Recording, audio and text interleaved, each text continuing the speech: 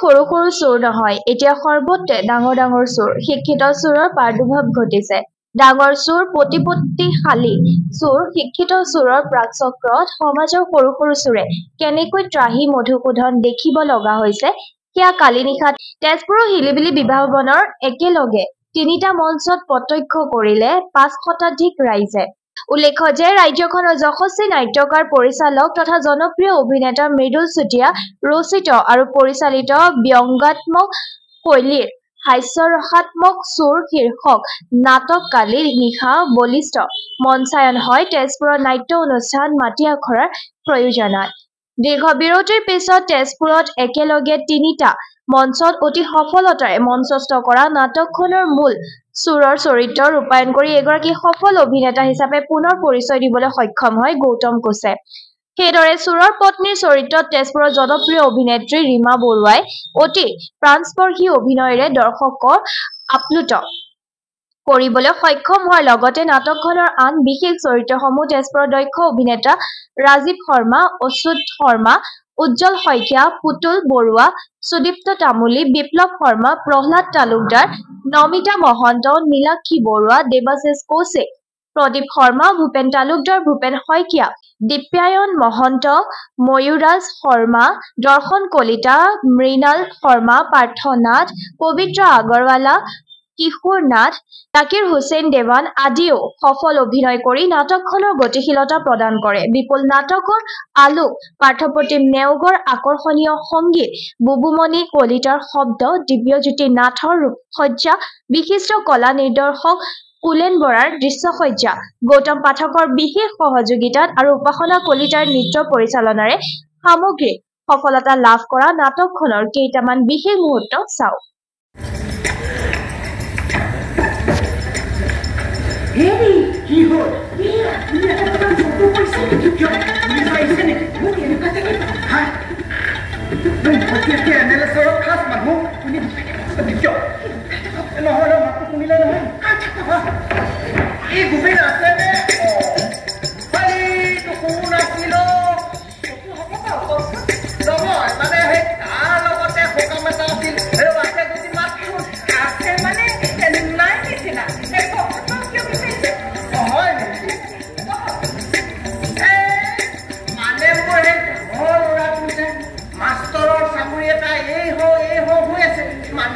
মানত লমি আছে এমএলএ জগদীশ কলিতাই একাই লিখি দিলে কামটো হৈ যাব যেন লাগিছে।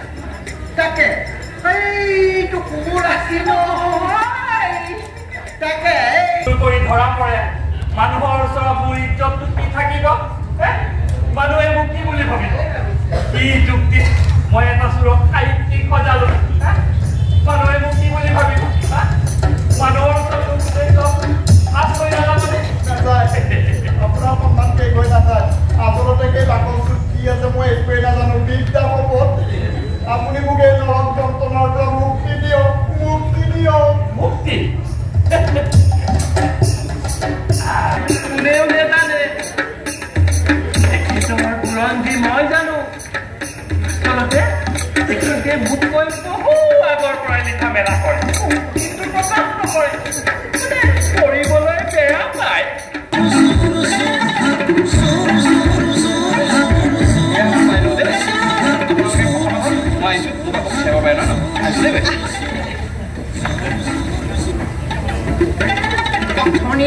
সাংবাদিক আৰু এনালিষ্টৰ বিভিন্ন প্ৰশ্নৰ উত্তৰ দি চাগে আপোনাৰ ভাগৰে লাগে। সেই প্ৰেছ মিটবোৰ এটেণ্ড কৰি কৰি আমাৰতো অভ্যাসে হৈ গ'ল। পিছে আপোনাৰতো অভ্যাস নাই, সেইকাৰণে মই ৰচিটো ক'লো যে সুবিধা পালে পটকে আপোনাক লৈ আনি কিবা এটা খুৱাই দিব।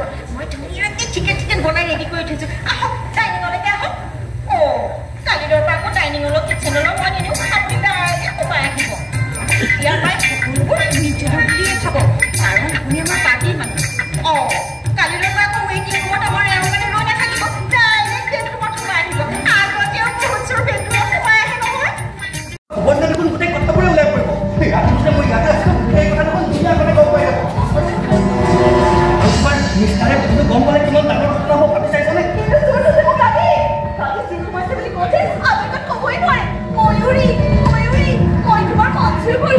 মোৰ বুকুত মন হৈ শুনা ঠক ঠক ঠক ঠক এতিয়া পালা